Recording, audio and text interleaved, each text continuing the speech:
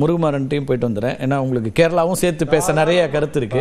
எப்படி பார்க்குறீங்க இந்த மாற்றங்களை திரு முருகுமார்? அண்ணா திராவிட முன்னேற்ற கழகத்தை பொறுத்தவரையிலே பேரறிஞர் அண்ணாவின் கூற்றான ஆட்டுக்கு தாடியும் நாட்டுக்கு ஆளுநரும் தேவையில்லை என்ற கூற்றில் நாங்கள் உடன்படுகிறோம். அதே நேரத்தில் இந்திய அரசியலமைப்பு சட்டத்தின்படி ஒரு மாநிலத்திற்கு ஆளுநரும் யூனியன் பிரதேசங்களுக்கு துணைநிலை ஆளுநர்களும் நியமிக்கிறார்கள்.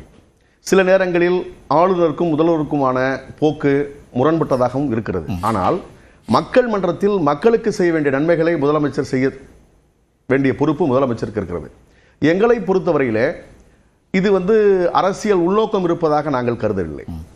இது ஒரு யதார்த்தமாக நடந்திருக்கக்கூடிய நிகழ்வு தான். 8 மாநிலத்திற்கு அவர்கள் இன்றைக்கு ஆளுநரை நியமனம் செய்திருக்கிறார்கள். ஆனால் மேற்கு வங்கத்தினுடைய முதலமைச்சர் மாண்புமிகு மம்தா பானர்ஜி அவர்கள் மிக கடுமையாக நம்முடைய குடியரசுத் தலைவர் ஆணை பிறப்பதற்கு முன்பாகவே தன்னுடைய கண்டனத்தை வெளிப்படுத்துகிறார். மேற்கு வங்கத்தினுடைய ஆளுநராக இருந்த CV ஆனந்த் போஸ் அவர்களை பதவி அவர்கள் ராஜினாமா செய்ய வேண்டும் என்ற அந்த நிலைக்கு அவர் வருகின்ற பொழுது அவர் கடுமையாக செய்கிறார். அதுல என்னால் என்ன புரிந்து கொள்ள முடிகிறது என்று சொன்னால், ஒரு ஆளுநர் அவருக்கு பிடிக்காதவராக இருந்தால், அவருக்கு இணக்கமாக இல்லாதவராக இருந்தால், அவர் அதை கண்டிக்க வேண்டிய நிர்பந்தத்தில் இருந்திருக்க மாட்டார். சரி, ஆக ஆளுநரும் முதலமைச்சரும் இணக்கமாக இருந்திருக்கிறார்கள். ஆளுநர் என்னென்ன நிலைகளில் மேற்கு வங்க அரசாங்கம் முரண்படுகிறதோ அந்த குறைகளை சுட்டிக்காட்டிருக்கிறார், குறைகளை அவர் நிவர்த்தி செய்திருக்கிறார். ஆனால் தமிழகத்தின் பார்வையை பொறுத்தவரையிலே மத்தியிலே பாஜக அரசாங்கத்தை எப்படி அவர்கள் எதிர்கொள்கிறார்களோ அதே யுத்தியை அதே பாணியைத்தான் ஆளுநருக்கும் ஏற்படுத்துகிறார்கள். எங்களை பொறுத்தவரையிலே 2017 2021 வரை மேதகு பன்வாரிலால் புரோஹித் அவர்கள் தமிழகத்தினுடைய ஆளுநராக இருந்தார். அன்றைக்கு நம்முடைய அன்பு சகோதரர் எழிலரசனும் சட்டமன்ற உறுப்பினராக இருந்தார், நானும் சட்டமன்ற உறுப்பினராக இருந்தேன். அப்போது நீங்கள் பார்த்தீங்கன்னா பல நிலைகளிலே அண்ணா திராவிட முன்னேற்ற கழகத்தினுடைய முதலமைச்சர் மாண்புமிகு எடப்பாடியாருக்கும் அவருக்கும் கருத்து முரண்பாடுகள் வருவதுண்டு.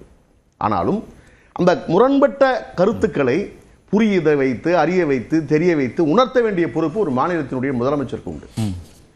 ஆளுநர் நினைத்தால் மாத்திரம் ஆட்சி மாத்திரத்தை ஏற்படுத்திவிட முடியாது. ஆளுநர் நினைத்த மாத்திரத்தில் ஒரு தேர்தலில் வெற்றியும் கண்டுவிட முடியாது.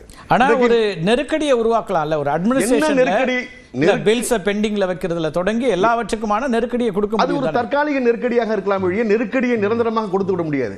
நீங்கள் 7.5% உள்ஒதுக்கீடு தமிழக அரசாங்கம் அன்றைக்கு நாங்கள் சட்டப்பேரவையில் தீர்மானத்தை நிறைவு செய்து அனுப்பினோம். ஆளுநர் காலதாமதப்படுத்தினார். அந்த ஆண்டே அந்த திட்டத்தை நிறைவுபடுத்த வேண்டும், 7.5 உள்ஒதுக்கீடை அமல்படுத்த வேண்டும் என்று முதலமைச்சர் மாண்புமிகு அண்ணன் எடப்பாடியார் சொன்னார். முதலமைச்சருக்குரிய தனி அதிகாரத்தை பயன்படுத்தி நாங்கள் நிறைவேற்றினோம். ஆக நமக்குரிய அதிகாரங்கள், நமக்குரிய அதிகார பகிர்வு. அப்போ உங்களுக்கு இருக்கக்கூடிய நெருக்கடியா புரோஹித் இருந்த போது அவர் மாவட்டங்களுக்கு ஆய்வுக்கு போனார். அமைச்சர்கள் செல்ல வேண்டியது, முதலமைச்சர்கள் செல்ல வேண்டிய ஆய்வை அவரே ஆய்வு செய்தார். இது மாதிரி ஒரு முகாந்திரம் இதுவரை ஆளுநரிடத்தில் எங்கேயும் இல்லை, தேசம் முழுவதும் இல்லை. ஆனாலும் நாங்கள் அதை எதிர்கொண்டோம், அவரை புரிய வைத்தோம், நீங்கள் செல்வது தவறு என்று உணர்த்தினோம். பிறகு அவர் திருத்திக் கொண்டார். நாங்கள் ஆட்சியை நிறைவு செய்திருக்கிறோம். எங்களை பொறுத்தவரையிலே நிலைப்பாட்டிலே தான் மாறுபடும். இந்தியா கூட்டணியிலே மாண்புமிகு மம்தா பானர்ஜியும் இருக்கிறார், நம்முடைய தமிழக முதலமைச்சரும் இருக்கிறார். இருவருக்குமான அந்த அணுகுமுறையில் வேறுபாடு இருக்கிறது என்பதுதான் என்னுடைய பார்வையாக நான் அதை சொல்ல. இப்போ ஒரு அம்சம் சொல்றாருல, நீங்க ஒரு மாநில முதலமைச்சர் கிட்ட கலந்து ஆலோசிக்காமலே இந்த முடிவு அறிவிக்கிறாங்கன்றாங்க. இது மாநில சுயாட்சி சம்பந்தப்பட்ட ஒரு விஷயம் இல்லை, அதுல அப்ப நீங்க அதை ஏத்துக்கிறீங்க? மாநில முதலமைச்சரிடத்திலே கலந்து ஆலோசிக்க வேண்டும் என்றது கான்ஸ்டிடியூஷன் கிடையாது. உங்களுக்கு பிடிச்சா கலந்து ஆலோசிக்கலாம், பிடிக்காட்டினா அவங்க அறிவிக்கலாம். ஒரு அமைச்சரவையில் இப்போ முதலமைச்சர் சொல்றாருன்னா சொல்லிட்டும் அறிவிக்கலாம், சொல்லாமையும் அறிவிக்கலாம். அது முதலமைச்சர் உரிய அதிகாரம். அது மாதிரி அது குடியரசுத் தலைவருக்கு உரிய அதிகாரம். அது சொல்லித்தான் ஆலோசனை பெற்று தான் அறிவிக்கணும் அப்படிங்கிறதுலாம் கிடையாது. இதுதான் பிரின்சிபல் ஆஃப் கோஆபரேட்டிவ் ஃபெடரலிசத்துக்கு எதிராக இருக்குன்னு மம்தா பானர்ஜி சொல்றாங்க. முதல் கட்ட கருத்தை எடுத்துப்போம், நம்ம பேசலாம். அரசியலாகவும் அவர் சொல்லியிருக்காரு, அதிமுக குறித்தும் எழிலரசன் பேசியிருக்காரு, அதை பற்றி 2வது சுற்றில் பேசலாம். திரு கனகராஜ், எப்படி பார்க்குறீங்க ஆளுநர் மாற்றம்ங்கிறது? ஆளுநர் மாற்றத்துக்கு போகிறதுக்கு முன்னால் நண்பர் GK நாகராஜ் சில விஷயங்கள் சொன்னார். எல்லாமே இவர் நல்லதுக்கு தான் செய்வார், பெருமைப்படு. பிரணாப் முகர்ஜி என்ன சொன்னாருங்கிறத மேற்கோள் காட்டினாரு. அதை நான் அதுக்கப்புறம் வரேன், நீங்கள் இதை சொல்லுங்கள். ரஷ்யாவிடமிருந்து 30 நாட்களுக்கு உண்மையிலேயே தமிழ்நாடு முதலமைச்சர் அநேகமாக இப்படி ஒரு வெளியுறவு கொள்கையில் ரொம்ப பவர்ஃபுல்லான ஸ்டேட்மெண்ட்டு இன்றைக்கி விட்டுருக்கார். ரஷ்யாவிடமிருந்து 30 நாட்களுக்கு கச்சா எண்ணெய் வாங்கி கொள்ள இந்திய சுத்திகரிப்பு ஆலைகளை அமெரிக்க நிதித்துறை தற்காலிகமாக அனுமதிக்கிறோம். இந்தியா அமெரிக்காவின் தவிர்க்க முடியாத பங்காளி. அமெரிக்கா கச்சா எண்ணெய் வாங்குவதை அமெரிக்க கச்சா எண்ணெயை வாங்குவதை இந்தியா அதிகரிக்கும் என்று முழுமையாக நம்புகிறோம். சொன்னவர் அமெரிக்க நிதித்துறை செயலாளர் ஸ்காட் பெசன்ட். அமெரிக்காவினுடைய உள்துறை இணைச் செயலாளர் இந்தியாவில் இருந்துட்டு பேசுகிறார். சீனாவிற்கு வழங்குவது போன்று பொருளாதார நன்மைகளை இந்தியாவிற்கு அமெரிக்கா வழங்காது. அமெரிக்காவின் போட்டியாளராக இந்தியா வருவதை அமெரிக்கா அனுமதிக்காது. இப்படி ஒரு கேவலமான நிலை இந்தியாவினுடைய வரலாற்றில் என்னைக்காவது இருந்திருக்கா சார்? ஒரு நாட்டினுடைய தலைவர் கொல்லப்பட்ட பிறகு 5 நாட்கள் கழித்து போய் நாங்கள் அனுதாபம் தெரிவிக்கிறோம், இரங்கல் தெரிவிக்கிறோம்னு கையெழுத்து போடுற கேவலமான நிலை கடந்த காலத்தில் எப்போதாவது இருந்திருக்கிறதா? இந்தியாவினுடைய ஒட்டுமொத்த வரலாற்றிலும் ஒரு 140 கோடி மக்களை கொண்ட நாட்டின் பிரதிநிதி என்பதை மறந்துவிட்டு, சொந்தமாக அவங்க யாரு காலையும் விழட்டும் யார்ட்டையும் பணியட்டும் எனக்கு ஒன்றும் ஆட்சேபனை இல்லை, நான் எத்தனை நாளைக்கு கச்சா எண்ணெய் யாரிடம் வாங்க வேண்டும் என்று சொல்கிற அதிகாரத்தை ஒரு அந்நிய நாட்டுக்கு கொடுத்த பிறகு பெருமை சேர்த்துட்டாருன்னு சொன்னால் ரொம்ப கவலையாக இருக்குது. சரி, அது ஒரு பக்கம் இருக்கட்டும். அதிகாரிகள் மாற்றப்படுவது மாதிரின்னு சொன்னார் நண்பர் நாகராஜ். அதிகாரிகள் 3 வருஷத்துக்கு மேலே ஒரு இடத்துல இருந்தால் மாற்றணும். அதிகாரி நியமனமும் ஆளுநர் நியமனமும் ஒன்றா? அப்படிதான் அவர் பார்க்குறாரா? ஜெகதீப் தன்கர் இந்த மாதிரியான விஷயங்கள் ஆளுநர்களுக்கான கால அளவு ஒன்று இருக்க தானே செய்யுது. இவர் கால அளவு முடிஞ்சிருச்சா? முடிஞ்சிச்சு. ஏன் இப்போ என்ன இந்த நேரத்தில் ஏன் நீங்கள் மாற்றுறீங்க? அதில் யோக்கியமாக யாராவது இருக்க முயற்சி பண்ணால் சத்யபால் மாலிக்கை நீங்கள் எப்படி சிபிஐயை வச்சு மிரட்டினீங்க? அவர் உண்மையை சொன்னார். நான் வந்து வழியில் போனால் செத்து போவாங்கன்னு சொன்னேன், 41 பேர் பலியானாங்க, தேர்தலுக்கு பயன்படுத்தினாங்க, அதை கேட்கவே இல்லைன்னு சொன்னார். ஒரு இராணுவ அதிகாரி எழுதியிருக்காரு, நான் ஃபோன் பண்ணேன் 3 தடவை ஃபோன் பண்ணேன், 3 மணி நேரம் கழித்து உனக்கு தெரிஞ்சதை செய்ய நான் பிரதமரோட பேச முடியலைன்னு சொன்னார்னு ஒரு இராணுவ தளபதி சொல்கிறார். இவ்வளவு கேவலமாக இந்தியாவை கொண்டு வந்து நிறுத்தி இருக்கிறார்கள். சரி, அது இருக்கட்டும். ஜெகதீப் தன்கர் வந்து சோம் இருந்தாருன்னு சொன்னாங்க. இப்போ சொல்லியிருக்காரு அவர் நான் ராஜினாமா பண்ணும்போது அப்படிலாம் இல்லைன்னு. ஆனந்த் போஸுக்கு என்ன கட்டுக்கதை சொல்ல போகிறாங்கன்னு நமக்கு தெரியலை.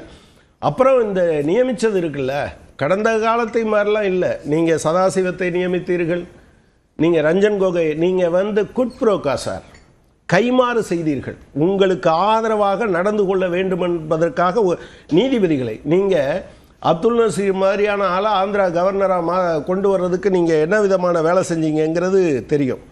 நான் வந்து என்ன சொல்ல விரும்புகிறேன், நீங்கள் வந்து என்னது திறமை தேவைப்படலாம். என்ன திறமை சார் வச்சுருந்தாரு? முருகராஜன் கூட ஒரு விஷயத்த சொன்னார், எனக்கு ரொம்ப ஆச்சரியமாக இருந்தது. செல்வி ஜெயலலிதா அவர்கள் பெயரை வைக்க வேண்டும் என்று அவங்க ஆட்சி பொறுப்பில் இருந்தபோது ஒரு சட்டம் நிறைவேற்றி அதை கூட கையெழுத்து போடாமல் இருந்தார். ஏன் பேச மாட்டேன்றாரு? நான் என்ன கேட்குறேன்னா, எங்கள் அப்ரோச் அப்படி இருந்தது. உங்கள் அப்ரோச்சு அந்த 7.5% கரெக்டாக இருந்தது. யூ கான்ஃபிடன்ட் வித் தம் ஒரே ஒரு இதுக்காக. ஆனால் உச்சநீதிமன்றம் சொன்ன பிறகும் ஒரு ஆள் நீங்கள் கூட அவர் அது என்ன மோதல் போக்கு இல்லை. அதாவது சார் கூட சொன்னார் தைரியமா அப்படின்னு சொன்னார். தைரியம் இல்லை சார்.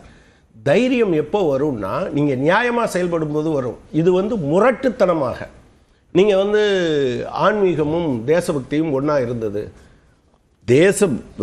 ஆன்மீகத்தில் கடவுள் மேலே நம்பிக்கை இல்லாத பல பேர் வந்து தூக்கு மேடைக்கும் போனாங்க.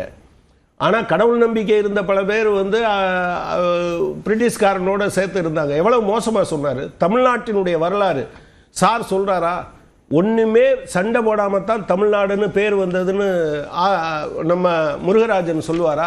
எவ்வளோ பெரிய போராட்டம், எவ்வளோ பெரிய போராட்டம் நடந்தது. அவர் நான் தமிழகம், இவர் வீட்டு சொத்தா, இவர் வீட்டு ஏதோ ஒரு பிராணிக்கு பேர் வைக்கிற மாதிரி தமிழகம் என்று வைத்தால் நல்லா இருக்கும். சரி, அப்படிலாம் கான்ஃபிடன்ட் பண்ண ஒருத்தர் வெளியில் போகிறாருன்னா நீங்கள் அப்போ அதை வரவேற்கத்தானே செய்யணும். அதில் என்ன சிக்கல் உங்களுக்கு? இப்போ இல்லை, அதாவது நீங்கள் நேரம், அதாவது தமிழ்நாட்டை அவர்கள் கை கழுவுகிறார்கள். யார்? பாஜக அதிமுக கூட்டணி. சரி, இங்கே இவரை வச்சிருந்தாலும் ஒன்றும் ஆகாது, மேற்கு வங்காளத்திலேயாவது ஒரு முயற்சி செஞ்சு பார்க்கலாமா அப்படின்னு இங்கே கூட்டு போகிறாங்க. உண்மையிலே தானே தேர்தல் நடக்குது. இல்லை, RN ரவி, அதான் இங்கே தேர்தல் நடக்குது, அது முடிவுக்கு வந்துட்டாங்க. இது ஒன்றும் ஒப்பேராது. ரவி இல்லை, அமித்ஷா இல்லை, அல்லது நரேந்திர மோடி இல்லை, யார் வந்தாலும் இங்கே ஒப்பேராதுன்னு முடிவு பண்ண பிறகு அங்கே ஒரு முயற்சி செய்து பார்க்கலாம். 2 பேரும் ஏற்றுக்கிறாங்களான்னு கேட்போம். அது 2 பேர்த்துக்கு கேட்கலாம். நீங்க கேளுங்க. ஆனால் அவர் இங்கே இருந்திருந்தா அவர் போட்ட ஒவ்வொரு பாலையும் தமிழ்நாடு கவர்மெண்ட், குறிப்பாக முதலமைச்சர் சிக்ஸராக அடிச்சுட்டு இருந்தார். அவர் நான் வந்து ஹூக்லி போட்டேன், நான் அது போட்டேன், இது போட்டேன்னு அவர் நினைச்சிட்டு இருந்தார்.